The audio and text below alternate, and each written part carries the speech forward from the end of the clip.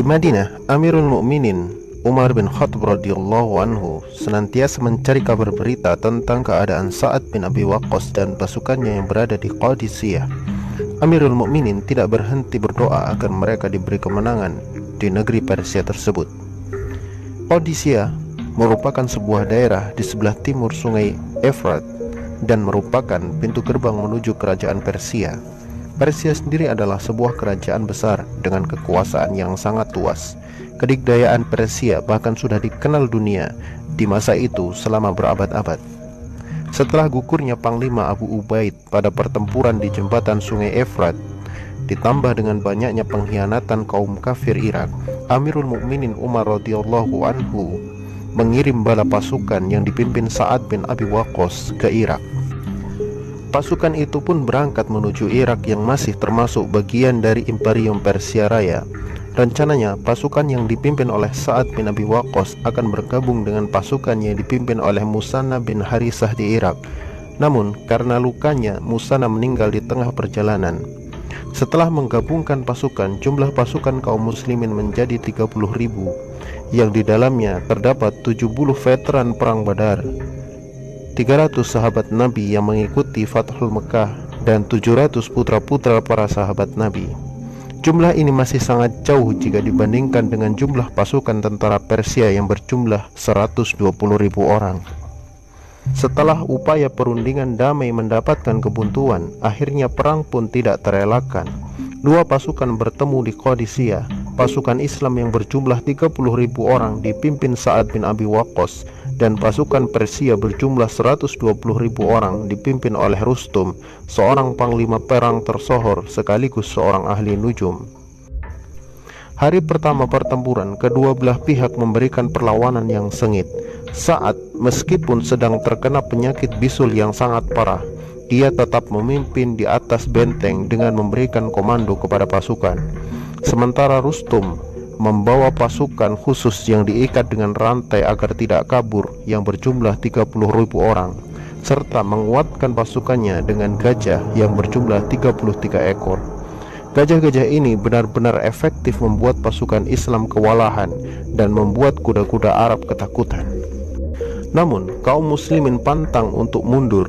Meskipun mereka kalah jumlah dan kalah persenjataan, mereka selalu mengingat pesan Umar agar selalu meninggalkan maksiat dan tidak meninggalkan kewajiban pada Allah Subhanahu wa Ta'ala. Karena kemenangan bukan masalah jumlah, tapi seberapa kuat pasukan itu menjauhi maksiat dan tetap menjalankan kewajiban kepada Allah Subhanahu wa Ta'ala. Pertempuran terjadi hingga larut malam. Kaum muslimin hampir saja mengalami kekalahan karena barisan mereka diobrak-abrik oleh pasukan gajah.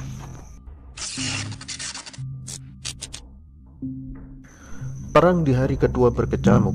Ayat-ayat jihad dan syair-syair dikumandangkan untuk memberikan semangat kepada kaum muslimin.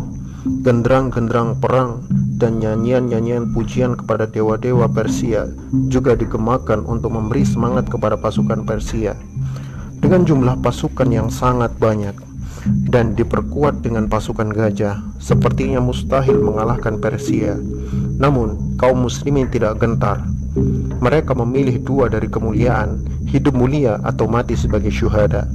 Serangan bertubi-tubi dari pasukan Persia seperti gelombang laut yang tidak ada habisnya. Statusnya sebagai negara adidaya benar-benar dibuktikan dalam peperangan ini. Bahkan kaum muslimin belum pernah mengalami peperangan sedahsyat ini. Biasanya kaum muslimin berperang hanya 1 hari saja dapat mengalahkan musuh. Namun di Qadisiyah ini, iman kaum muslimin benar-benar diuji dengan kesabaran. Tentara Persia sendiri berperang seperti kerasukan setan. Mereka benar-benar mati-matian berperang melawan kaum muslimin. Karena jika di Qadisiyah ini mereka kalah, maka Persia akan tumbang dan api-api suci tidak akan lagi menyala di rumah-rumah mereka. Pada hari kedua, pasukan Islam masih mendapatkan kesulitan yang sama, yaitu pasukan gajah yang sulit dikalahkan. Gajah-gajah ini jika tidak segera dibinasakan, maka kemenangan bagi kaum muslimin akan terasa sangat sulit sekali.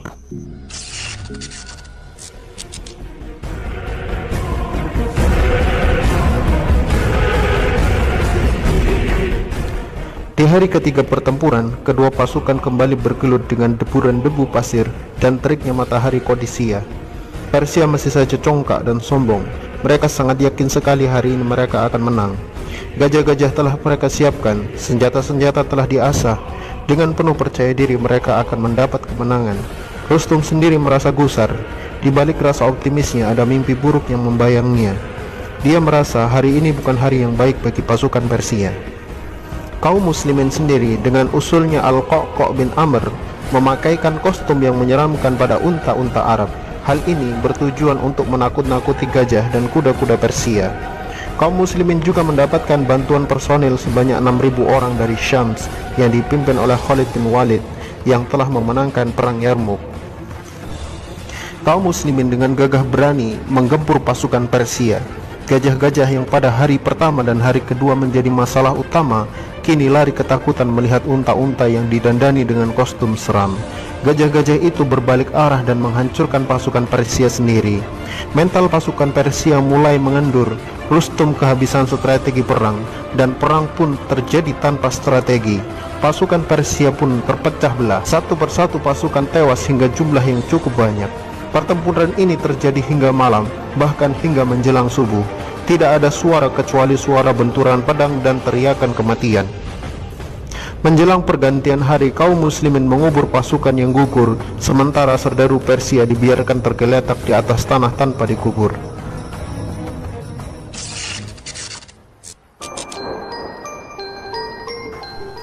Permukaan tanah Qadisiyah berwarna merah, bau amis menyengat di mana-mana. Pasukan kembali beradu, hari ini adalah penentuan takdir. Pasukan kaum muslimin seolah-olah tidak punya rasa lelah. Mereka tetap tangguh seperti hari pertama perang. Sedangkan pasukan Persia sudah mulai letih dan lelah. Semangat di hati mereka telah luntur dan kedidayaan mereka mulai kendur. Menjelang siang, Allah Subhanahu wa Ta'ala kirimkan badai pasir yang memporak-porandakan pasukan Persia. Pandangan menjadi terbatas, suasana menjadi samar-samar. Pasukan muslim tidak menyia-nyiakan kesempatan ini. Di tengah ricuhnya pasukan Persia, kaum muslimin menyerang mereka dengan tiba-tiba. Sontak saja pasukan Persia benar-benar hancur berantakan. Sebagian besar mereka melarikan diri, bahkan Rustum juga hendak kabur menyeberangi sungai Efrat, namun diketahui oleh kaum muslimin. Kemudian Hilal bin Ulafah mengejar Rustum dan berhasil memenggal kepalanya. Hancurlah kesombongan Persia. Jumlah korban tewas dari pasukan Persia sebanyak 40.000 orang, sedangkan yang gugur dari kaum muslimin sebanyak 7.000 orang.